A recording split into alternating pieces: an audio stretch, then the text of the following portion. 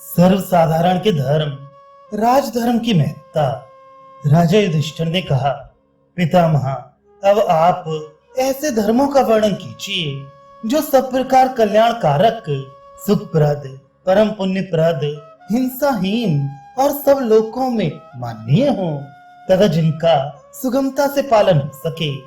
भीष्म जी बोले, भरत श्रेष्ठ, उक्त 4 आश्रम ब्राह्मणों के लिए ही कहे गए हैं, अन्य 3 वर्ण उनका अनुवर्तन नहीं करते। उसी प्रकार जो ब्राह्मण, क्षत्रिय, वैश्य या शूद्रों के धर्मों का सेवन करता है, उस मंदमती की इस लोक और परलोक में निंदा होती है तथा मरने पर वह नरक में जाता है। जो ब्राह्मण 6 कर्मों में तत्पर रहता है, चारों आश्रमों में उनके सब धर्मों का आचरण करता है तथा तपस्वी, निरपेक्ष और उदार है, उसे अच्छे लोग प्राप्त होते हैं। जो पुरुष जिस प्रकार का कर्म करता है, उससे उसमें वैसा ही गुण आ जाता है। राज, धनुष की डोरी खींचना, शत्रु को दबाना, खेती, व्यापार या पशुपालन करना अथवा धन के लिए दूसरों की सेवा करना, ये ब्राह्मण के लिए अत्यंत अकर्तव्य है।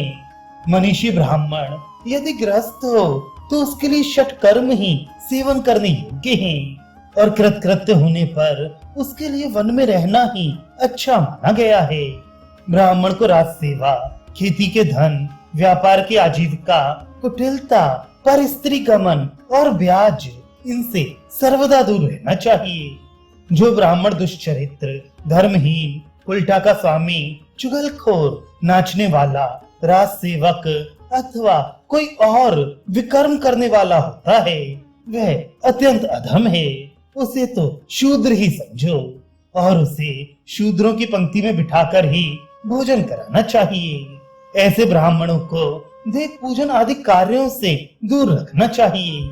जो ब्राह्मण मर्यादा शून्य, अपवित्र, क्रूर स्वभाव वाला, हिंसामय और अपने धर्म को त्याग कर चलने वाला हो, उसे हव्य, कव्य अथवा दूसरे दान देना न देने के बराबर ही है।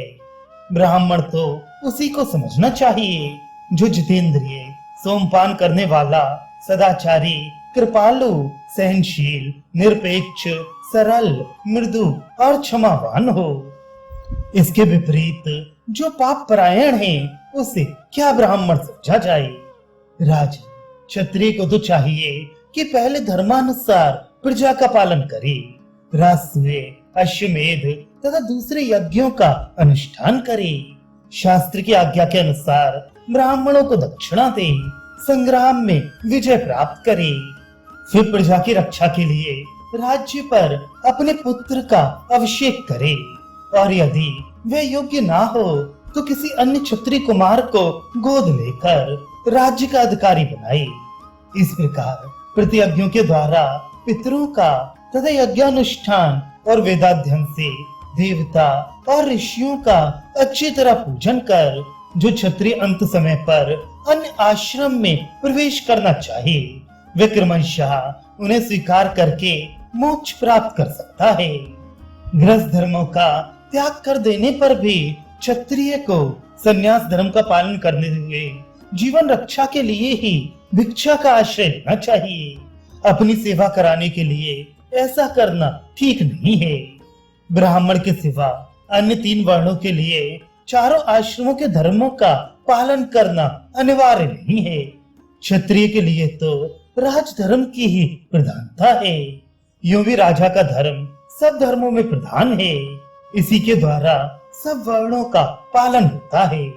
राजधर्मों में सब प्रकार के दानों का समावेश हो जाता है और दान को ही सबसे प्रधान और पुरातन धर्म कहा जाता है। यदि राजदंड ना रहे तो वेद त्रयी का नाश हो जाए और उसके नष्ट होने पर तो सारे धर्मों का ही लोप हो जाए। इस प्रकार पुरातन राजधर्म को त्याग देने से सभी आश्रमों के धर्मों को ठेस पहुंच सकती है। राजधर्म में सभी प्रकार की दीक्षाओं का समावेश है और सारी विद्याएं तथा समस्त लोक भी राजधर्म के ही अधीन हैं। इसलिए क्षत्रिय के लिए तो राजधर्म ही सबसे श्रेष्ठ है।